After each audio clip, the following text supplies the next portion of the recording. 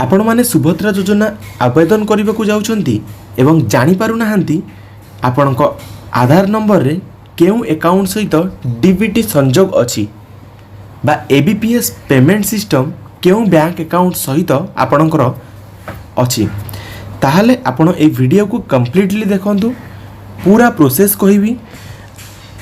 प्रथम गोटे छोटिया रिक्वेस्ट रहिबो जेउ माने चैनल को नुआ चैनल को एपर्यंत सब्सक्राइब करिनो सब्सक्राइब करि दियो पाखरे बेल आइकन थिबो ताकू क्लिक करी ऑल ऊपर क्लिक करने को कदापि भूलबनी कहीं एमती इनफॉर्मेटिव वीडियोज यही चैनल ले सर्वप्रथमे पोस्ट होता है।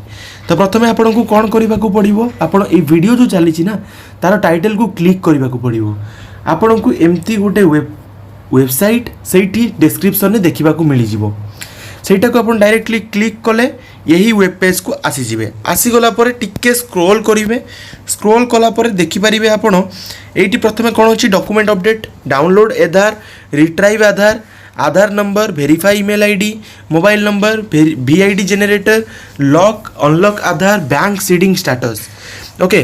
तो बैंक सीडिंग स्टेटस उपर आपड़ क्लिक करेंगे क्लिक कलापर यह आपन को आउ गोटे वेब पेज को नहीं जीवो। तो ये जो वेब पेज को नहीं जीवो सेटा यही वेब पेज को नहीं जीवो। तो आपन को ये कौन करिवार अछि एठी आपनकर आधार नंबर मारिवार अछि कौन करिवार अछि एठी आधार नंबर मारिवार अछि ए जो कैप्चाटा रहिछि एठी भरिवे लॉगिन विथ ओटीपी ऊपर क्लिक करिवे। तो एतकी मु प्रोसेस प्रथमे कंप्लीट करि दउछि तापर पुणी मु रिडायरेक्ट करिवि।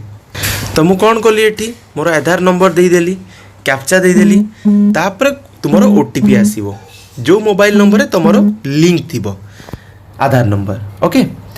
तो एठू भी मते तुमे माने जानि परिबो तुमरो को मोबाइल नंबर लिंक अछि ओके।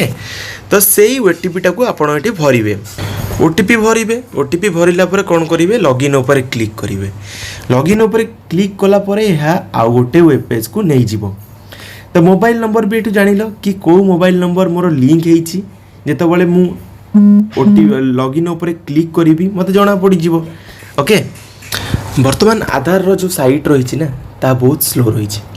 तो आपण मैंने यही वे रे चेक करि परिबे आपण जेते बेले लॉगिन विथ ओटीपी ऊपर क्लिक करिवे आधार नंबर देबे कैप्चा भरिबे तापरे आपण को कोन शो करिवो ओटीपी गोटे आसीबो ओटीपी आपण भरिबे ओटीपी भरला परे आपण को देखै देबो जे आपणकर केउ अकाउंट नंबर सहित डीबीटी रही बा आपणकर जो एबीपीएस सिस्टम रही ओके।